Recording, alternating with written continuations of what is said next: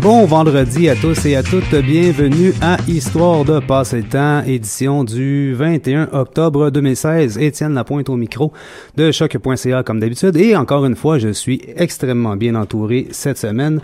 Tout d'abord avec nous Mathieu Cordeau, notre germaniste spécialiste de l'Allemagne, bien entendu. Allô. Bonjour Mathieu, ça va bien? Oui, toi? Très bien, merci.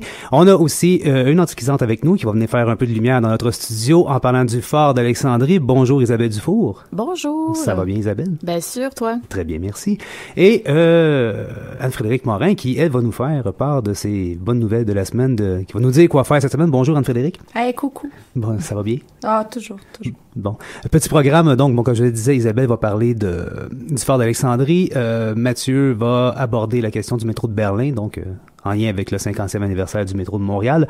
Et moi-même, je clôturerai cet épisode d'aujourd'hui en concluant ma série sur le hockey international. Je couvrirai les périodes 72-91, mais avant de tout commencer ça, Anne-Frédérique, je te cède la parole et dis-nous donc ce qu'il faut qu'on fasse cette semaine. Ben oui, il se passe plein de choses cette semaine dans le domaine de l'histoire. Le 25 novembre prochain, je vous parle encore une fois des superbes conférences au Centre d'archives de Laval. À ne pas manquer, toujours $2 pour les étudiants. Donc la semaine prochaine, c'est une table ronde sur le développement de la trame urbaine de Montréal. Donc, ça va être super intéressant. Il y a Alexandre Wolford qui vient nous parler du tournant autoroutier, puis Evelyne Favretti de l'UQAM là, qui vient aborder les taudis de Montréal. Donc, c'est à ne pas manquer, vraiment. Bien entendu. Dimanche, le 23 octobre, il y a Mémoire du Myland. Je sais pas si vous connaissez l'organisation. Là. C'est vraiment super. C'est un peu comme une société d'histoire, mais ils sont vraiment basés... en fait, ils ne font que d'histoire sur le Myland. Très, très cool. Et ils vont présenter une conférence sur le symbolisme et les identités des synagogues historiques du Myland principalement. Puis ça va avoir lieu à la bibliothèque Mordecai Richler qui est sur l'avenue du Parc à 14h. Vendredi, le 28 octobre, de 11h à 12h30, il y a Jean-Philippe Warren qui va participer à une genre de table ronde là, sur la gestion de la diversité. Ça devrait être super intéressant. C'est Étienne qui m'en a fait mention tantôt. Là. C'est pas nécessairement une conférence historique, mais non, c'est ça. D'enjeux de diversité au Canada, en France et au Québec. Oui, ça va être super pertinent. Puis en parlant de diversité, là, il y a le 1er puis le 2 décembre prochain, il y a un colloque de la CRIDEC sur les catholiques québécois puis sur la laïcité qui va avoir lieu au DR 200. Donc, c'est très précis. Un sujet toujours d'actualité, oui, bien toujours. entendu, on en parle souvent. Et donc, merci beaucoup Anne-Frédérique pour ces belles annonces. On sait quoi faire cette semaine. Et sans plus tarder, je cède la parole à Isabelle. Parle-nous donc du fort d'Alexandrie qui, j'ai lu que l'année dernière, l'Égypte annonçait sa reconstruction. Oui, grand projet d'envergure. Nous verrons si ce projet sera mis à terme. J'ai des gros doutes personnellement, sachant le contexte politique et économique de l'Égypte, mais nous verrons bien. Il y a d'autres priorités que de reconstruire un phare. Exactement. Voilà. Donc, le phare d'Alexandrie. Étant l'une des 7 merveilles du monde antique, le phare a suscité maintes admirations. Il resta l'un des points de repère les plus connus des mondes antiques et médiévals. Il fut détruit au courant du 15e siècle. Il a donc existé pendant 17 siècles. Quand même. Cette fameuse structure emblématique était située sur l'île de Pharos, donc d'où l'origine du mot français du mot phare. Cette tour portait à son sommet une flamme qui guidait tous les navires à leur arrivée vers la ville d'Alexandrie. En effet, l'île de Pharos formait une demi-lune, donc possédait une forme oblongue devant la ville d'Alexandrie qui était située sur le continent égyptien. Il fallait absolument passer par là pour accéder à la ville. Cette île constituait un port à 2 ouvertures. C'est sur son flanc oriental que se dressait la tour monumentale blanche. Il y avait souvent de la houle et de grandes vagues, ce phare y était donc indispensable. Durant la période hellénistique, Alexandrie était devenue la nouvelle capitale intellectuelle. Elle a donc offert une importante publicité au phare d'Alexandrie. En effet, tous les savants du monde grec convergeaient vers le musée, la bibliothèque, ainsi que vers le tombeau d'Alexandre le Grand. Ces savants étaient logis et nourris par le roi, qui voulait favoriser un environnement propice à ceux-ci. C'est au sein de ce contexte favorable qu'il y a eu une effervescence scientifique, culturelle et intellectuelle dans cette cité. Pour les rois lagides, il était tout à fait nécessaire de posséder la capitale intellectuelle, puisque c'était souvent relié à un signe de puissance. Il faut se remettre dans le contexte des guerres et des conflits perpétuels de la période hellénistique. Il fallait régulièrement affirmer et réaffirmer son pouvoir sur les autres royaumes. Donc on peut aussi y voir un outil de propagande. Il suffit de penser à Athènes lors de la période classique. et à Rome pour la période romaine. De plus, les citoyens de Rhodes avaient terminé une autre merveille du monde antique, quelques années auparavant avec le colosse de Rhodes. Je t'arrête juste. Oui. Est-ce qu'il y a une compétition entre ces villes-là pour les plus belles merveilles? Est-ce que ça se connaît? Est-ce que... En fait, c'est sûr qu'il y avait une grande publicité sur les grandes merveilles du monde antique. Il y en avait 7, donc c'était quand même un panel restreint. J'imagine qu'il y avait il devait avoir une compétition, laquelle... On sait exactement, c'est incertain. Somme toute, c'était quand même une très bonne publicité de faire partie des 7 merveilles du monde. Mais est-ce qu'à cette époque-là même, la ville d'Alexandrie savait que le phare d'Alexandrie était une des 7 merveilles du monde? Est-ce qu'à cette époque-là aussi, ça s'appelait comme ça? Ou c'est nous, en tant que contemporains, on les a appelés comme ça? Je pense que c'est venu plus tardivement, Okay. mais je pense que c'était un peu en arrière dans leur pensée lorsqu'ils ont voulu le construire. Oui. Un peu comme la Tour Eiffel ou autre Oui, truc, exactement. ou le stade olympique Donc, ici dans l'est de Montréal. Ah, là, Oui, c'est- exactement. Donc, il fallait donc démontrer sa force par un monument singulier et imposant qui frapperait l'imaginaire collectif. À l'entrée de la ville en plus. Ah oui, exactement. Donc, j'avais fait le lien, moi aussi, avec la Tour Eiffel. Donc, la Tour Eiffel, on peut penser à la Statue de la Liberté, au Colisée de Rome et à notre fameux stade olympique. Alors, que possédons-nous comme source sur ce fameux phare? Donc, pour les sources anciennes, il y en a pas beaucoup. On en a 2. On a Strabon et on a Plutarque qui vont écrire à peu près 2-3 siècles après la construction du phare. OK. Mais si c'est 200-300 ans après, est-ce que c'est... Comment on peut utiliser ces sources-là? Est-ce que c'est pertinent? Est-ce que c'est des sources? Est-ce que c'est juste des écrivains? Comment... Donc, c'est sûr que en Antiquité, souvent, les sources qui sont le plus contemporaines aux événements, des fois, soit qu'elles sont perdues, tout simplement, ou ça va être des gens qui vont... ils ont eux-mêmes des sources. Donc, Strabon et Plutarque vont spécifier sur qui ils vont se fier pour écrire. Mais, dans le fond, c'est les sources que nous avons qui sont le plus proches de la construction du phare. C'est ce qui est resté. Donc, les sources de Plutarque et de son collègue, elles sont pas connues. Ils sont pas rendus à nous. Non, c'est ça, ça nous a pas, ça s'est pas rendu jusqu'ici, Ils sont malheureusement. passés au feu dans la bibliothèque. Ouais, c'est ça. Donc, la bibliothèque passe au feu aussi. Donc, peut-être que Voilà. elles étaient là. Donc, voilà. Donc, Strabon nous donne vraiment des informations plus précises. Donc, lui, c'est un géographe. Donc, je pense qu'il voulait vraiment mettre en lumière l'emplacement du phare. Donc, il va nous dire que l'ingénieur du phare est Sostrate de Cnide, puis que le phare aurait été construit autour de 295-285 sous le règne de Ptolémée II. Donc, sa construction aurait pris une quinzaine d'années. Puis, dans le fond, les premiers travaux auraient été amorcés sous le règne de son père, Ptolémée I. Aussi, on sait que la tour était composée de pierre blanche, donc et non pas de marbre. Donc, il y a eu plusieurs erreurs dans l'historiographie. Souvent, on pensait que la tour était faite en marbre, et non, elle est faite de calcaire. Mais pourquoi on aurait cru que c'était de marbre? Ah, parce que souvent, dans l'époque romaine, on va utiliser le marbre parce que Ok. c'était plus luxueux. Mais il faut remonter un peu plus loin. Puis, c'était des gros morceaux de marbre. Pas de marbre, excusez-moi, de calcaire. Fallait les transporter. Je pense que c'est plus léger du calcaire. OK. Mais encore là, à vérifier. Et selon Plutarque, qui va carrément... dans le fond, lui, il va suggérer que c'est Alexandre le Grand lui-même qui aurait choisi de construire le phare. Sauf qu'Alexandre va passer en Égypte en 331 avant Jésus-Christ et le phare est construit 40 ans plus tard. Donc, il y a peut-être des petits doutes sur le choix d'Alexandre ici. Quoi qu'il en soit, Alexandre avait effectivement choisi Alexandrie comme nouvelle capitale. Donc, il y a quand même un lien ici. Ensuite, donc, il y a quand même un bon trou sur les sources. On va falloir attendre les sources médiévales du côté arabe. Donc, c'est à partir de ces manuscrits qu'on va savoir vraiment les mesures du phare. Donc, le phare a été fait en 3 parties. Il y avait une base carrée légèrement pyramidale. Ensuite, il y avait une longue colonne octogonale.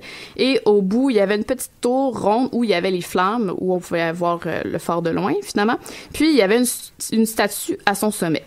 Donc, la tour mesurait environ 135 mètres de hauteur, quand même, et il était visible sur un rayon approximatif de 50 km de rayon. La statue qui était à son sommet a varié selon les régimes politiques et religieux qui étaient mis en place. Donc, au départ, ça aurait été une statue de Zeus jusqu'au 3e siècle avant Jésus-Christ. Durant la période romaine, on va la changer pour Poséidon. Ensuite, pour le dieu Hélios. Et durant la période chrétienne, suite à l'empereur Théodose Ier, ça va être Jésus qui va être en haut du phare. Et durant la période médiévale musulmane, il va y avoir une mosquée. Okay. À partir du 11e siècle. À partir du 11e siècle, quand même. Donc, finalement, au 15e siècle, la forteresse de Quétbé fut construite par-dessus l'emplacement présumé du phare, avec ses ruines. Donc, c'est ça qui est difficile aujourd'hui aussi, là, c'est que la forteresse médiévale est construite avec les blocs de calcaire. En fait, les nombreux tremblements de terre qui ont persisté durant le 4e siècle et le 15e siècle auraient tout simplement fait chuter le phare. Donc, il aurait été endommagé par des causes naturelles. Puis, dans le fond, il se serait juste effrité de lui-même dans la mer qui est environnante. Donc, c'est le sultan, là, attention, Al-Ashraf Saif ad-Din qui aurait érigé la citadelle par-dessus. Donc, c'est après sa destruction que plusieurs histoires mythiques et légendes ont circulé sur le phare, le rendant à la fois très puissant et, évidemment, on amplifie ses proportions. Donc, si on regarde les représentations, on aurait dit genre 3 fois le phare, là. Okay. C'est vraiment intense. Puis on va souvent le représenter lors des affrontements entre César et Pompée, lorsqu'il y a eu justement l'incendie et la destruction de la bibliothèque. Mais aujourd'hui, le phare n'est plus. Pendant de nombreux siècles, les historiens et les archéologues ont tenté de retrouver cette tour blanche. Il a fallu attendre les années 90 avant qu'une équipe puisse faire des recherches vraiment approfondies sur le site qui, finalement, les blocs sont dans la mer. Donc, il fallait vraiment aller en dessous de l'eau pour les retrouver. Donc, les recherches archéologiques prennent du temps, comme je disais, à s'installer. Le régime politique qui est en place dans la première partie du 20e siècle ne permet pas l'accès au site. Donc, ça va être difficile. Il faut attendre les années 60 pour qu'un archéologue amateur alexandrin du nom de Kamel Aboul Saad décide par lui-même d'aller voir ce qui se passe en dessous de l'eau. Donc là, à partir de ce moment-là, il va voir qu'il y a plusieurs statues, il y a plusieurs blocs, il y a des sphinx. Donc, il va avertir les autorités égyptiennes qui vont finalement décider de envoyer une équipe chercher les statues en 1962.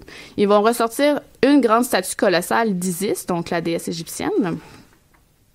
Puis, le premier article scientifique, dans le fond, sur la cartographie des fonds marins va avoir lieu en 1975 dans l'International Journal of Nautical Archaeology. Donc si je comprends bien, excuse-moi, oui. Avant les années 60, on n'avait jamais pensé vérifier dans l'eau si le phare pouvait s'y trouver. On savait pas qu'il s'était effondré. On savait, on se doutait que c'était effondré. Effondré, oui, je vais y arriver.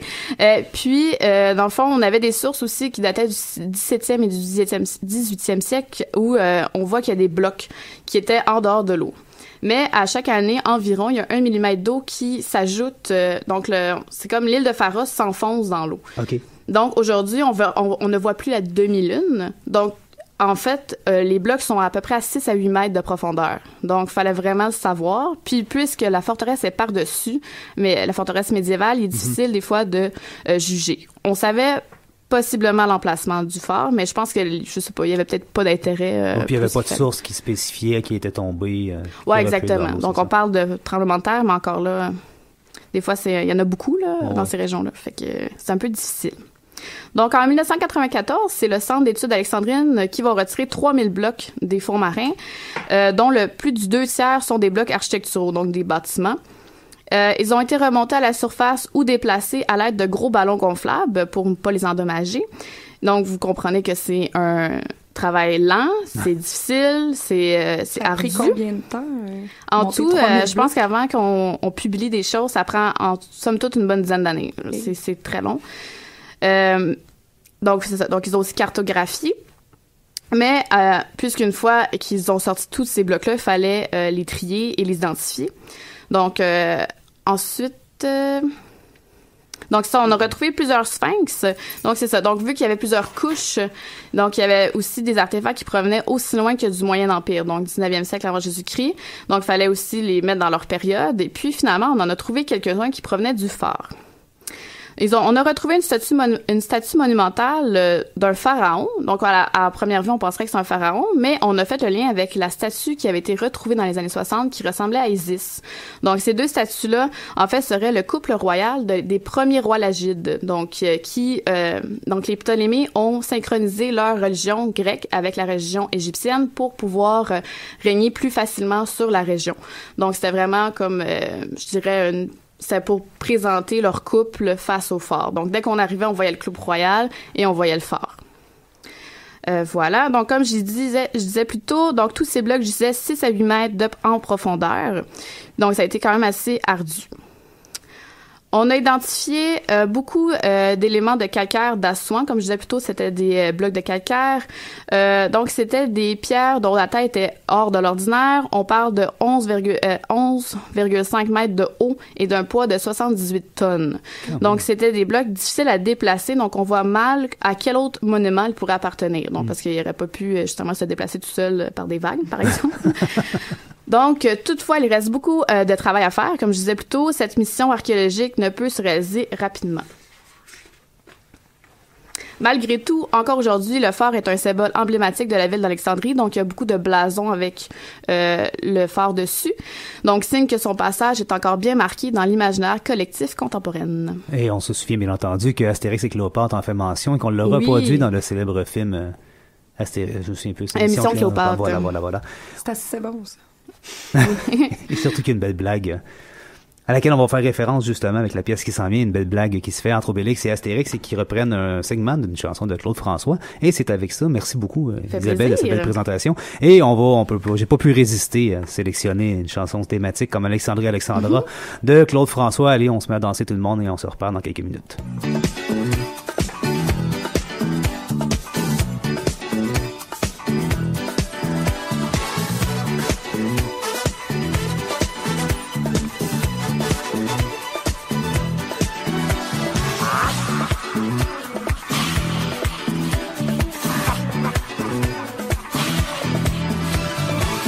Sur les filles, partent sur le Nil. Je suis dans ta vie, je suis dans tes bras. Alexandra, Alexandrie où l'amour danse avec la nuit. J'ai plus d'appétit qu'un barracuda. Je boirai tout le Nil si tu ne me retiens pas. Je boirai tout le Nil si tu ne me retiens pas. Alexandrie, Alexandra, Alexandrie où l'amour danse au fond des bras. Ce soir j'ai de la fièvre et toi tu meurs de froid.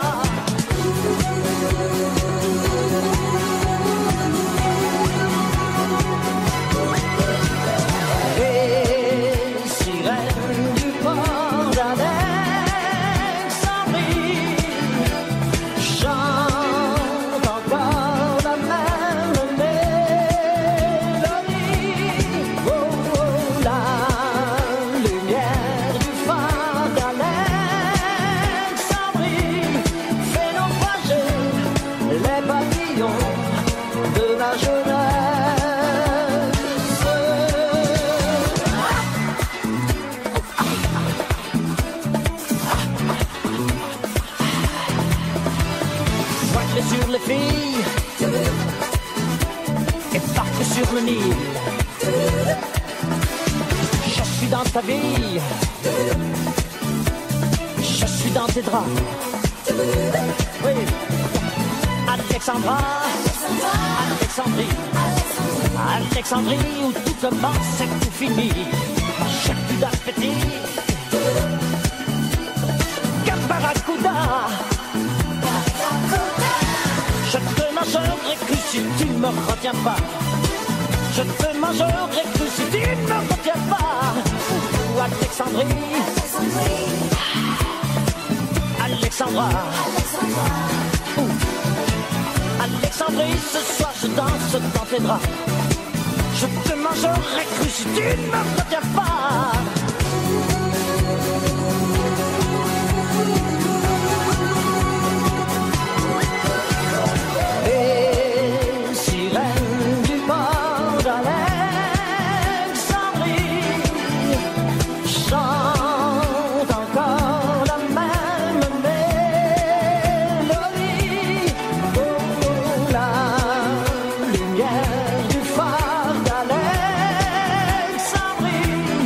Fais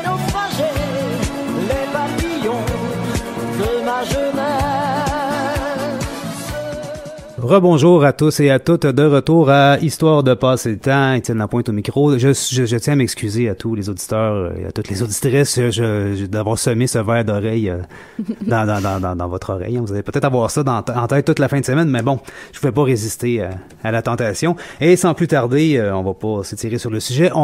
Je cède la parole à Mathieu Cordeau qui nous parle du métro de Berlin, qui est beaucoup plus vieux que celui de Montréal, n'est-ce pas? Oui! Hey, salut! Aujourd'hui, je viens vous parler de métro. Puis puisque notre métro, nous savons, fête ses 50e anniversaire, donc bonne fête, métro de Montréal! Bonne fête! Bonne fête! J'ai encore oublié d'amener des flûtes. Ouais. Triste. Cependant, je ne vous parlerai pas ici du métro d'ici, justement. Je vais laisser Radio-Canada faire du millage là-dessus. Non, moi, sans surprise, je vais vous parler, vous faire plutôt une brève histoire du métro de Berlin, ou plutôt quelques événements marquants. Puisqu'on le sait tous, Berlin sera le théâtre au 20e siècle de quelques petits éléments futiles. Par ailleurs, j'ai aussi vu qu'il n'y avait pas de page Wikipédia en français sur l'histoire du métro de Berlin. Puis celle en anglais est pas très exhaustive. Donc, voilà une autre bonne raison d'écouter Histoire de passer le temps. Bien entendu. On remplace Wikipédia. Oui. Bien ça. On vient boucher l'ombre. Puisque le destin de la ville de Berlin est intimement lié à celui de l'Allemagne, je dois donc tout d'abord faire une petite mise en contexte, parce que l'Allemagne, ça n'a pas toujours existé. Donc, avant 1870, le centre de l'Europe était constitué de petits États souverains germanophones, et l'Allemagne était alors une expression géographique plutôt qu'une réalité politique. Mm-hmm. Alors, en 1871, l'Empire allemand est proclamé à la Galerie des Glaces de Versailles, donc suite à la victoire militaire de la Prusse et ses alliés allemands contre la France de Napoléon III. Ultimement, avec cet événement, la Prusse, un gros royaume du nord de l'Allemagne, gagne ainsi le concours de bras de fer qui l'opposait à l'Autriche depuis plus d'un demi-siècle sur la question du contrôle de l'espace germanique. Cette solution, sans l'Autriche, est appelée la Petite Allemagne. S'il y avait eu l'Autriche dedans, on aurait dit la grosse Allemagne. Ce qui a été un rêve de certains dirigeants allemands. Exactement, dont Bismarck. Le choix de la Prusse, le choix de la capitale de la Prusse, Berlin, s'impose donc naturellement comme capitale du Nouveau Reich. La ville recevait déjà un grand apport migratoire depuis le milieu du 19e siècle, mais sa promotion en tant que capitale d'un empire de plus de 40 millions d'habitants va accélérer terriblement le flux de population. Donc déjà en 1882, soit 10 ans après la création de l'Empire, lorsqu'est achevé le train municipal qui relie la ville d'est en ouest, la situation des transports est catastrophique, car la population de la ville vient d'augmenter de plus d'un tiers. Cette construction vient connecter le centre de la ville avec un train périphérique qui existait depuis 1971. Ce qu'il faut retenir en gros, c'est que Berlin explose littéralement, tant économiquement que démographiquement. Elle compte 820 000 habitants en 1871 et 30 ans plus tard, en 1900, elle en compte 1 900 000. Quand même. Donc une augmentation d'1 million en 30 ans. Et elle atteindra son sommet en 1939 avec une population de 4 300 000 habitants, sommet qu'elle n'a jamais réussi à battre puisqu'elle compte aujourd'hui environ 3 500 000 habitants. Donc, ouais, il y a un petit trou là-dedans. Parce que... Et, bon, bref, pour revenir au métro, l'offre de transport qui existe à cette époque est largement insuffisante pour répondre à la croissance sans cesse de la population. Donc, à Berlin, en 1882, on y trouve des locomotives à charbon et des tramways, essentiellement. Il faut dire que le métro, comme on le connaît aujourd'hui, n'est pas encore un moyen très répandu en Europe. Donc, seul Londres peut réellement servir de modèle au 19e siècle. Juste comme ça, en quelle année Paris a son métro? Je me souviens. 1900, je crois. OK. C'est l'expo. Ils l'ont ouvert pour l'expo. Je pense que c'est l'expo de 1900. Parfait. Puis, ouais, dans le fond, c'est ça. Donc, là, je parle, mettons, dans les années 1880, c'est pas encore sûr. C'est un moyen qui n'existe pas, justement, en fait, à Londres, justement. La première ligne qu'ils vont ouvrir, électrique, c'est seulement en 1890. Okay. Donc, avant, c'est encore majoritairement des locomotives à vapeur dans le sous-sol londonien. Donc, pas super pour la santé. Ben oui, quand on s'imagine la fumée que font des locomotives à charbon. Donc, bien sûr, dans un tunnel, pas d'aération. Ça devait être excellent. Puis, donc, ainsi, l'industriel Werner von Siemens, donc l'inventeur de la dynamo électrique et aussi président de la compagnie du même nom, lance l'idée, au début des années 1880, de créer une ligne de métro aérien. Donc, comme ça, justement, pour pas avoir la pof de charbon, on va le faire dans les airs à la place. Puis, son concurrent, AEG, présente l'idée d'un métro souterrain. Mais à l'époque, le magistrat de Berlin, dans le fond, l'administration municipale, ayant peur d'endommager le système d'égout, rejette l'idée. C'est finalement Siemens qui remporte la mise, puis pour construire un métro aérien. Et le projet commence avec la première pelletée de terre en 1896. Et le tracé de la première ligne part de l'est de la ville jusqu'à Charlottenburg, à l'ouest de la ville de Berlin. Sauf que cependant, Charlottenburg ne fait pas encore partie de la ville de Berlin à cette époque et décide plutôt de faire construire sa partie de métro souterrain. Donc, c'est pour ça que à Berlin, vous allez voir les deux. OK. Et en fond, le tout sera géré par une compagnie privée, la Hochbahngesellschaft, la compagnie de métro aérien, qui est sous le contrôle de la firme Siemens. Puis, comme à Paris et dans les autres grandes villes du monde, ce sont des compagnies privées qui développent le système de transport en commun. Ce sont souvent des compagnies qui se trouvent à faire de la compétition entre elles. Donc, le principe d'avoir une compagnie publique qui gère le transport, ça n'existe pas à cette époque-là. Non, mais c'est quand même assez récent aussi. Oui, exactement. Donc, juste pour celle de Berlin, ça sera seulement dans les années 90. Okay. Donc, ça va prendre beaucoup de temps. Et finalement, après 6 ans de construction, le métro de Berlin est officiellement inauguré en 1902. Et il a donc fêté ses 114 ans cette année. Ouhou. Est-ce qu'il y avait beaucoup de lignes ou... Non, au début, il y en avait juste une, en fait. Okay. Justement, elle faisait d'est en ouest. Puis par la suite, il y avait juste une petite bifurcation qui rentrait au centre-ville, en fait, juste au sud du centre-ville.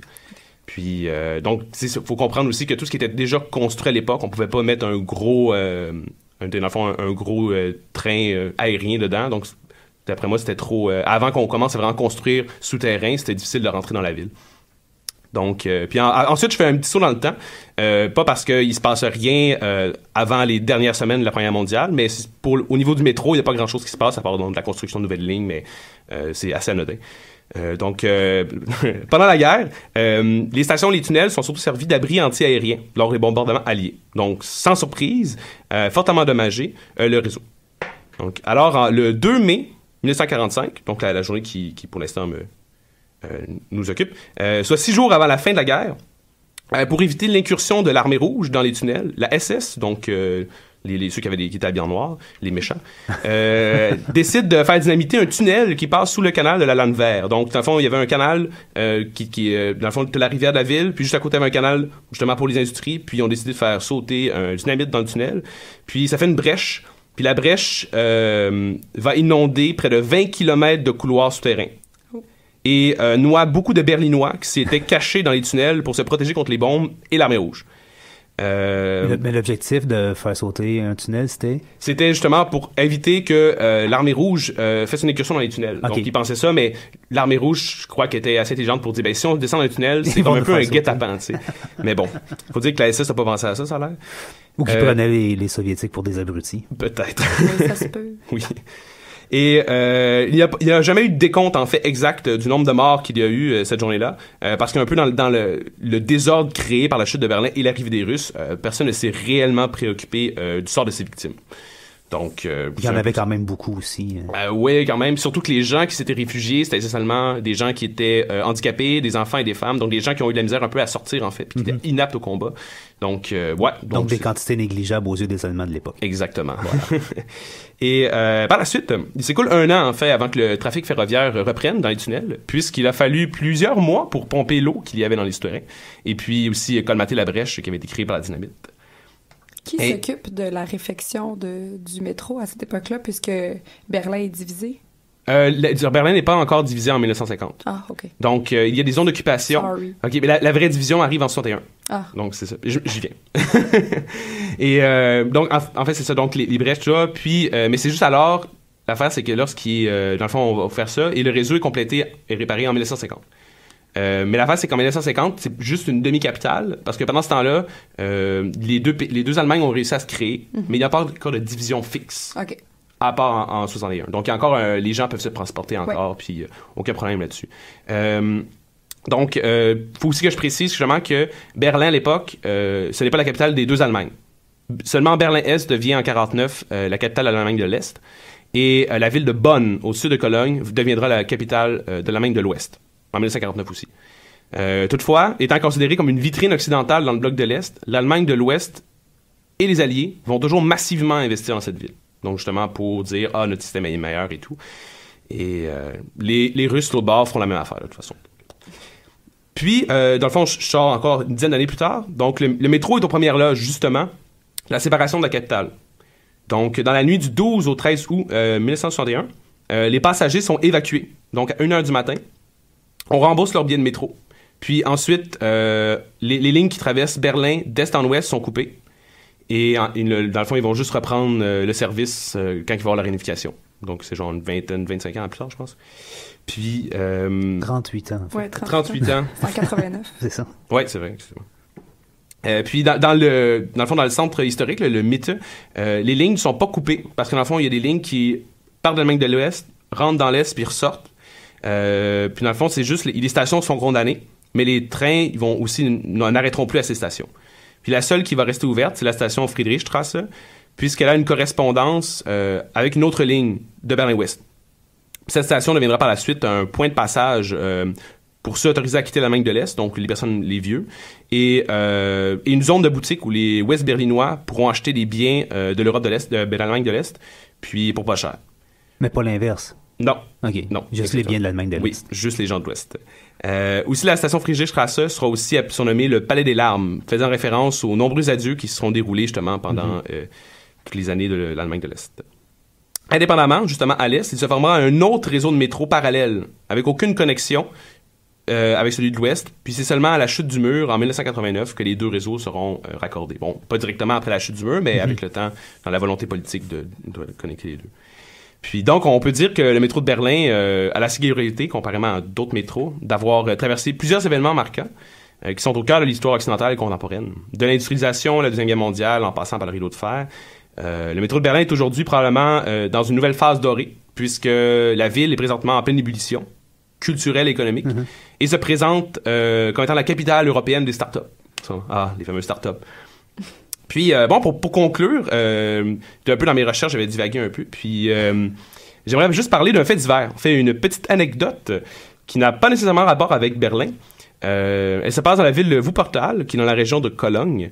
Ils ont construit en 1900 un train monorail suspendu, un peu comme dans les Simpsons, si ceux s'en souviennent. Et donc, en 1950, pour faire un coup de pub, un cirque décide de faire voyager un éléphant, Toffee, de son petit nom, à bord du train suspendu, dont une bonne partie du tracé est au-dessus de la rivière. Eh bien, ce qui devait arriver arriva. L'éléphant, en plein voyage dans le train, paniqua, et puis, il a foutu le camp dans la rivière. Mais il s'est jeté lui-même dans la rivière? Ou... Exactement. Okay. Il a sauté du train, là. Oui, il a sauté du train. C'est horrible.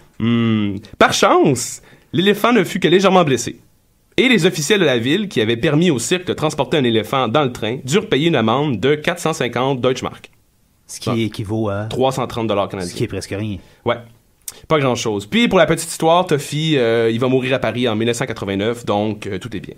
Il a eu une longue vie quand même, là. Quand même pas si pire. Il est né en 46. C'est un éléphant, après tout. Ouais, mais 46... Ça peut se rendre jusqu'à une centaine d'années...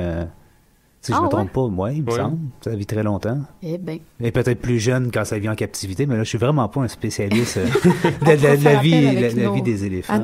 Nos collègues en biologie. Bien sûr, si ça vous intéresse de nous donner cette donnée vraiment cruciale à notre propos sur la durée de vie d'un éléphant. Bon. Ben, merci beaucoup, ça fait plaisir. Mathieu, excuse-moi, j'allais oublier ton nom, pour cette petite chronique bien instructive. Des choses à rajouter, quelqu'un, non? Tout va bien? Bon, excellent, merci beaucoup. J'ai pas pu résister encore une fois, je suis vraiment dans l'irrésistible cette semaine dans mes choix musicaux. J'ai sélectionné une petite publicité qui date de 1976, mais qui est ressortie un peu des archives, si on veut, ces dernières années. Une pub du métro de Montréal, donc, vu que on va se prendre pour Radio-Canada, nous autres aussi, et on va parler du métro de Montréal, et la pub, vous la connaissez certainement, mais sans visuel et moins attrayante, mais quand même tout aussi dynamique que la pièce qu'on a entendue tantôt, et ça s'intitule « Il fait beau dans le métro », profitez-en, ça dure pas longtemps. Il fait beau dans le métro, il fait beau dans le métro, tout le monde est gai, tout le monde a le cœur au soleil. Il fait beau dans le métro, plus ça va vite, plus il fait beau dans nos oreilles. Il fait beau dans le métro, il y a du ciel bleu dans les yeux contents de tout le monde. Il fait beau dans le métro, car on sourit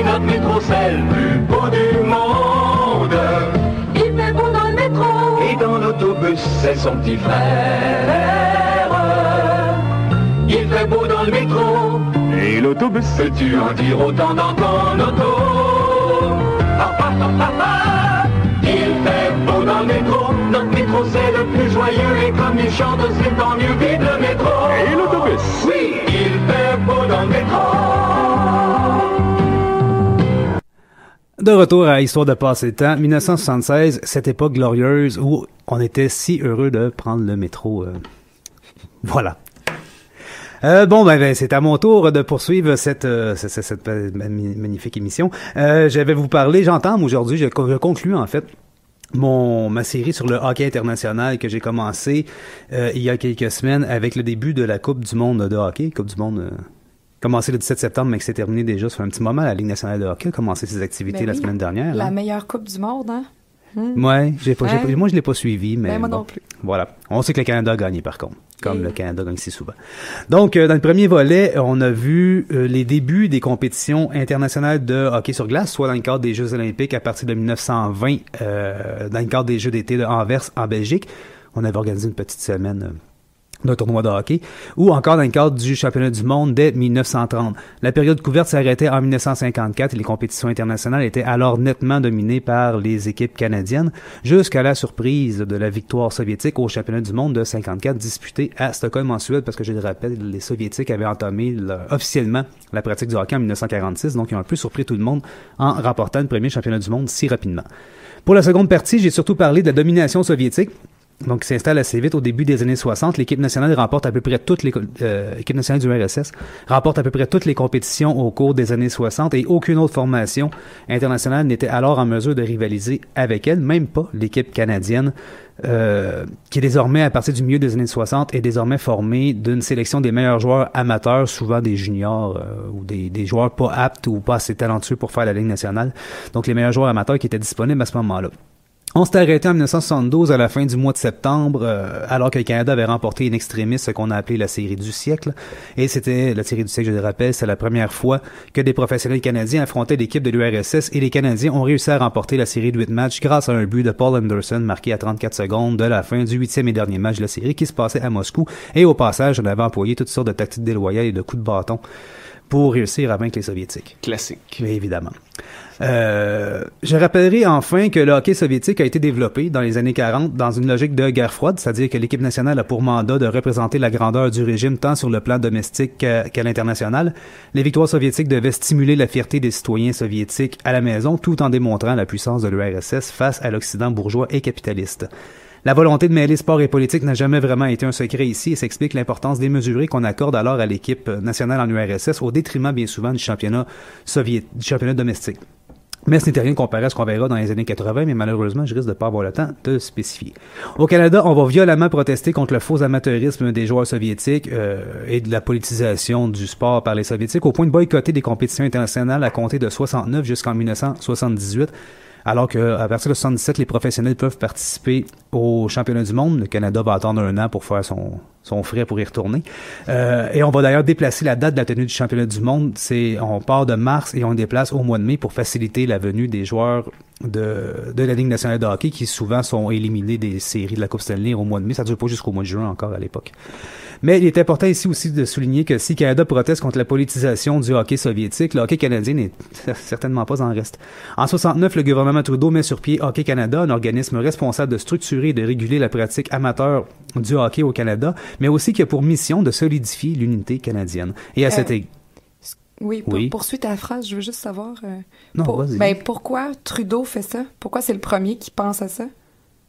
Est-ce qu'il y a, une volonté précise? Ou... ça, je pourrais pas dire. Il faudrait que je fasse des recherches un peu plus poussées, mais il va mettre sur pied une espèce de think tank en 68, alors qu'il forme son premier gouvernement, pour réfléchir sur la question du sport amateur dans un cadre beaucoup plus large. L'interventionnisme d'État commence en 61 au Canada, mais l'objectif à la base, il y a une loi qui est passée, c'est le Sports and Fitness Amateur Act, c'est surtout pour stimuler la pratique du sport dans la population en général, parce qu'on se rend compte que c'est bon pour la santé de faire de l'exercice physique. Mais à partir de 68, y a une volonté politique de Trudeau d'utiliser le sport à d'autres fins, mais ça se voit de plus en plus justement dans le sport amateur avec les Olympiques, ces trucs-là, que les États commencent à s'en servir, mais aussi des groupes militants, comme on va le voir avec les Jeux olympiques de Mexico, où les athlètes afro-américains vont protester et se faire éjecter du village olympique. Bon, on connaît un peu l'histoire. Mais donc, il y a possiblement cette volonté d'utiliser l'athlétisme et le sport canadien pour démontrer la grandeur canadienne, bien entendu, mais solidifier aussi l'unité canadienne. Et à cet égard-là, la série du siècle de 72 va avoir été un succès sur toute la ligne. Lorsque à peu près tout le monde qui a vécu l'événement se souvient où il était quand Paul Anderson marque son but, et ça se passait le 28 septembre 72, et à ce moment-là, le Canada ne fait plus qu'un, et les conflits linguistiques et les tensions nationales sont mises de côté le temps d'un match de hockey. Et on peut maintenant, à partir de ce moment-là, affirmer sans trop se tromper que le hockey est un des ciments d'unité canadienne avec Canadian Tire, auquel on pourrait rajouter plus récemment peut-être Tim Hortons, c'est ça, qui s'adonne à être un ancien joueur de hockey, un ancien joueur des Maple Leafs, donc comme quoi tout est dans tout. L'aspect politique va être au cœur des affrontements subséquents entre le Canada et l'Union soviétique, mais aussi lorsque les États-Unis sont impliqués dans le jeu, et ça je vais y revenir un peu plus tard. J'avais conclu ma dernière chronique en disant que le succès de la série du siècle auprès des amateurs de hockey, mais aussi chez les dirigeants politiques des deux États, avait stimulé l'envie d'organiser d'autres rencontres du genre entre joueurs professionnels nord-américains et les meilleurs joueurs soviétiques, et on reprend l'exercice dès 1974 avec l'organisation d'une deuxième série du siècle qu'on a appelé dans certains cas de Forgotten Summit plutôt que de Summit Series, où là c'est une sélection de professionnels canadiens de l'AMH, la Ligue rivale de la LNH de 1972 à 79. L'AMH, c'est Association mondiale de hockey. Donc on reprend le même format, soit 4 parties disputées au Canada et 4 autres à Moscou. Le calibre de l'équipe canadienne est beaucoup moins relevé cette fois, et l'URSS remporte facilement la série, 4 victoires, 1 défaite et 3 nuls. Et ironiquement, la seule victoire de l'équipe canadienne se passe à Toronto et se termine exactement par le même score, 4-1, que la première victoire canadienne en 72, qui était aussi à Toronto. Bon, petite anecdote. Compte tenu qu'aucun joueur de la LNH ne participe à cette série, qu'on a déjà vécu celle de 72, mais la deuxième, bien entendu, attire beaucoup moins l'attention, malgré la présence de vétérans comme Gordie Howe, qui a 46 ans à l'époque, et Brett Hoyle, qui avait pas pu participer à la première parce qu'on voulait pas de lui, parce qu'il avait fait défection de la LNH pour aller jouer avec les nouveaux Jets de Winnipeg de l'AMH. Le journaliste Craig Wallace, c'est lui qui va consacrer le titre de Forgotten Summit, si on veut, à l'événement avec la publication d'un livre en 2009 de Forgotten Summit, A Canadian Perspective on the 1974 Canada Soviet Hockey Series. Donc, si ça intéresse des gens, une petite lecture de chevet fort agréable. En décembre 75 et janvier 76, on organise ce qu'on va appeler la première Super Série, ou Super Series en anglais, entre des équipes de la LNH et les deux meilleures formations du championnat soviétique de cette année-là, soit le TSK Moscou, pardon, et le Krylia Sovetov, traduit en français par les ailes du Soviet. Les deux équipes viennent d'affronter 8 équipes de la LNH, donc 4 matchs pour chacune. On retient de cette série surtout la partie du 31 décembre 75 au Forum de Montréal, ce que plusieurs observateurs de l'époque décrivent encore comme le plus beau match de hockey de toute l'histoire. Un match qui se termine par la marque de 3-3 et qui opposait à l'époque le TSK Moscou, alors champion soviétique, qui est un peu l'équivalent du Canadien de Montréal. Donc c'est le Canadien de Montréal évidemment qui joue ce match-là, qui au printemps suivant va gagner la première de 4 Coupes Stanley consécutives. Pourquoi c'est qualifié comme le plus beau match de l'histoire? Qu'est-ce qui le différencie? Est-ce que c'est la beauté des joueurs? C'est le fait est qu'il n'y a pas eu... Il n'y a pas de brutalité, il n'y a pas de robustesse. C'est vraiment un match qui est axé sur la rapidité, l'agilité, l'habileté, le maniement de bâton, la passe. Et on voit vraiment... Le Canadien de l'époque est vraiment une machine à gagner des matchs de hockey. Ils vont être avec les Steve Shutt, Lemaire, Lafleur, Ken Dryden dans les buts, le Big Tree à la défense. C'est très spectaculaire. Et ils vont très bien jouer avec les Soviétiques qui, eux, pratiquent un jeu de passe très élaboré, beaucoup plus que ce qu'on voit habituellement. Donc, un match du TSK, c'est vraiment un choc par rapport aux Golden Seas de Californie qui ont de la misère à avancer sur une patinoire. Il y a une rapidité, il y a une élégance, paraît-il, à ce match-là qui est assez fantastique. Et on peut le trouver sur YouTube, bien entendu, et j'invite les intéressés à aller jeter un œil juste pour voir le deuxième but des Soviétiques marqué par Valéry Arlamov, qui est tout simplement exquis, et ça se passe environ à mi-chemin de la deuxième période. Ça va porter le score à 3-2 en faveur du Canadien de Montréal. Mais toute la préparation du but rappelle beaucoup les stratégies du soccer qui ont beaucoup influencé le hockey soviétique, ce qui est bien entendu pas le cas avec le hockey nord-américain. On sait que le soccer aujourd'hui est encore très dénigré. Et bon, on distingue beaucoup les deux styles de jeu qui sont très différents encore à l'époque, qui vont finir par se mélanger avec la mixité avec l'échange des joueurs d'Europe qui viennent de plus en plus jouer en Amérique du Nord. Bon, il y a moins de distinction aujourd'hui, mais à l'époque, c'était assez visible. Et il y a aussi un petit peu de construction nationale qui s'est faite. On l'a utilisé, le Canadien étant le seul club basé au Canada qui affronte une des équipes soviétiques. Il y a un article qui est qui a été écrit là-dessus par Tim Elcom, un professeur d'éducation physique à l'Université Wilfrid Laurier.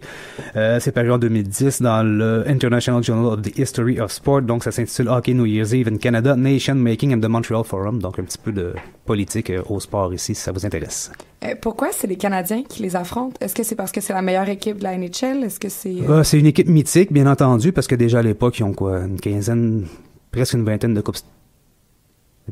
Ils ont 18 coupes Stanley à l'époque, donc ils sont déjà très bien reconnus, on s'entend. Et c'est aussi question de fuseau horaire. C'est sur la côte est, donc c'est beaucoup plus facile. On aurait voulu les faire jouer contre les Maple Leafs à Toronto, mais Toronto veut pas parce qu'à l'époque, ils sont déjà extrêmement mauvais et ils veulent pas se faire humilier par les équipes soviétiques. Il y a pas grand-chose qui change. Non, ça dure depuis 1966. Médiocre depuis 1967. 1976. Encore, c'est aussi l'année de la première Coupe Canada, l'ancêtre de la Coupe du Monde actuelle. Donc, ce qui m'a amené à vous parler de tout ça. Ça se déroule en septembre, donc ce qui explique pourquoi la Coupe du Monde se tient en septembre aujourd'hui. C'est tout comme la série du siècle aussi de 72. Donc, on s'arrange pour qu'il n'y ait aucune interférence avec les activités régulières de la LNH. Excusez-moi, j'étais perdu dans mes notes. L'équipe canadienne de 76 est considérée par plusieurs comme la meilleure sélection de professionnels de tous les temps de l'histoire du Canada. On retrouve notamment Bobby Orr qui pour la première fois va pouvoir affronter les Soviétiques parce qu'en 72, il pouvait pas, il était blessé au genou comme c'était une habitude dans sa carrière qui s'est finie beaucoup trop rapidement. La Coupe Canada, comme la Coupe du Monde, est un tournoi organisé par la LNH selon les règles de la LNH et ça se passe au Canada sur des petites patinoires parce qu'on sait qu'en Europe, elles sont plus grandes.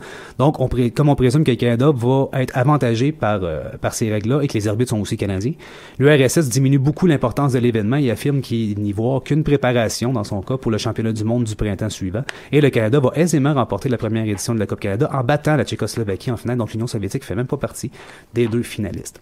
Au total, il va y avoir 5 éditions de la Coupe Canada ou 6 nations de hockey, fait que c'est un petit tournoi quand même. 6 nations de hockey s'affrontent. 4 sont remportées par le pays hôte. Seule celle de 81 échappe à l'équipe canadienne et ira à l'équipe soviétique qui profite de cette édition du tournoi pour racheter l'échec de Lake Placid en 1980 sur lequel je reviens dans un petit instant. Au départ, on pensait tenir les tournois de la Coupe Canada aux 4 ans à l'image des Olympiques, mais on reporte l'édition prévue pour 1980 à l'année suivante et on peut présumer qu'on tient des éditions en 87 et 91 parce que ce tournoi pouvait servir de préparation à l'URSS en vue des Jeux Olympiques, une compétition jugée beaucoup plus importante pour l'Union soviétique, donc ils voyaient sur le tournoi de Coupe Canada comme une espèce de cas préparatoire pour des compétitions internationales considérées par eux comme majeures.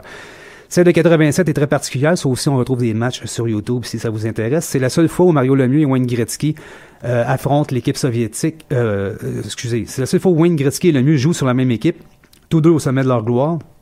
Et l'équipe canadienne va affronter l'équipe soviétique dans une finale 2-3. On aura besoin des 3 matchs pour désigner un vainqueur et les 3 parties se terminent par un score identique de 6-5 et c'est Mario Lemieux qui marque le but vainqueur sur une passe de Wayne Gretzky, donc c'est comme un conte de fées. Et parlant de conte de fées, on revient maintenant à 80, lors des Jeux olympiques de Lake Placid aux États-Unis, un événement qu'on a appelé le Miracle on Ice et qui a d'ailleurs donné un film, ça fait plaisir Anne-Frédéric, un film de Disney qui a pour titre Miracle. Des Jeux olympiques. Cute comme film. Ouais. Mettons. Les Jeux olympiques, mais c'est quand même assez fidèle à ce que c'est. Pour un film de Disney, c'est étonnant comme c'est fidèle à la réalité.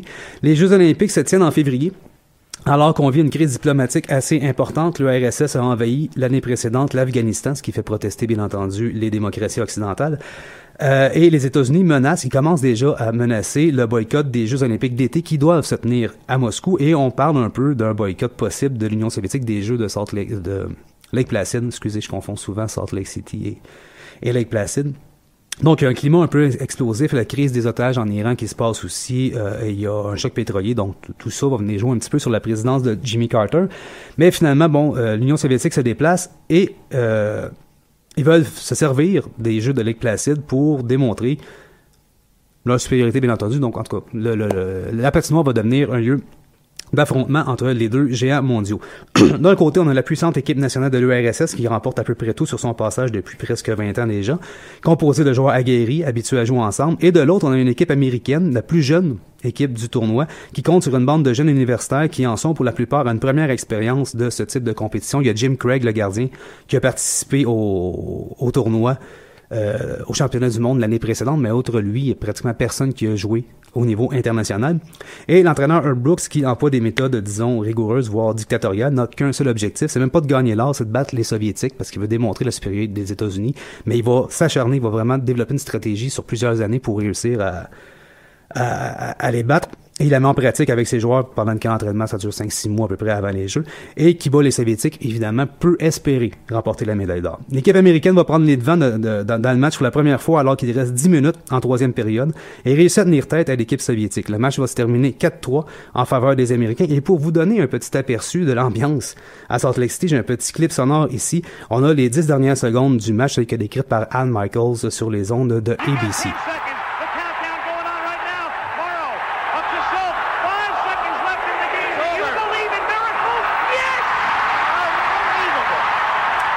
Alors voilà, c'est comme ça qu'on avait consacré l'expression de Miracle on Ice. Do you believe in miracle? Yes. Il venait d'en avoir un. Donc. Beau. Ah, c'est beau, hein, on a les larmes aux yeux ici. Hein. Dans les studios. Donc, contrairement à ce qu'on pense souvent, les USA vont devoir jouer encore un autre match pour s'assurer de la médaille d'or. Ils vont battre la Suède dans un autre match. C'est un tournoi à l'époque, c'est pas d'une finale, des trucs comme ça. Non seulement cette partie a-t-elle une importance symbolique très forte en ce qui concerne le patriotisme américain, hein, on comprendra pourquoi, mais toute une génération d'enfants américains va se mettre au hockey possiblement. Et si l'équipe américaine aujourd'hui est capable de rivaliser avec les puissances mondiales du hockey comme le Canada, la Russie, la Suède, la Finlande, la République tchèque, mais c'est en grande partie à cause de cet événement-là. Donc, il y a un paquet de joueurs, d'enfants qui vont se mettre à jouer au hockey. Le hockey soviétique entre ensuite en crise pour les années 80. Une crise qui suit un peu l'effondrement du régime soviétique, qui reflète un peu les crises du régime.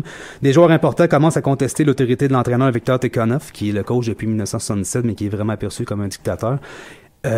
Qui est aussi l'entraîneur du TSK Moscou, qui là devient carrément l'équipe qui domine le championnat soviétique et va remporter 44 victoires en 45 matchs durant une saison. C'est vraiment gênant à quel point ils sont favorisés. Et il y a certains joueurs aussi qui vont même réussir à fuir l'URSS et à joindre les rangs de la LNH. On pense entre autres à Alexander Mogilny, qui, si je me trompe pas, est le premier joueur à fuir.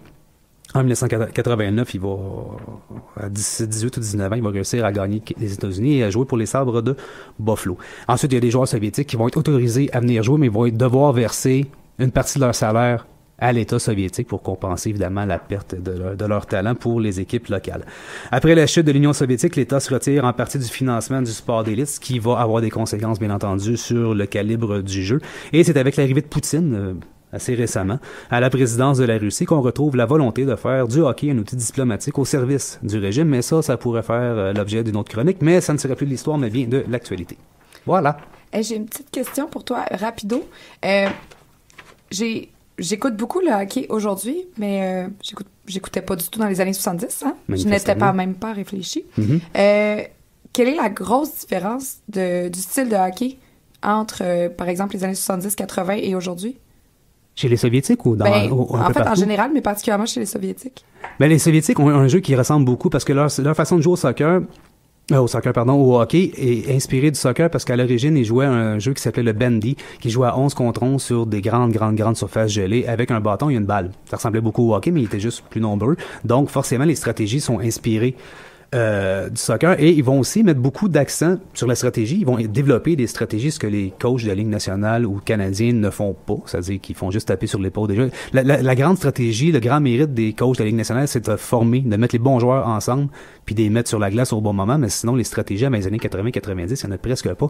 Et aussi le conditionnement physique. Les Soviétiques sont en forme, très en forme, et ça on le voit en 72 lors de la première série du siècle, où les Soviétiques se sont vraiment préparés pour cette compétition-là, et les joueurs canadiens sont prêts à Phil Esposito en fin de troisième, oublie ça, il est complètement épuisé, il est brûlé, parce qu'on est en septembre, ils n'ont pas encore commencé à s'entraîner. Donc, la stratégie, ils écrivent des manuels de stratégie de hockey en Union soviétique, ce qui est très rare ici, il y en a quelques-uns, mais encore là, c'est pas très élaboré.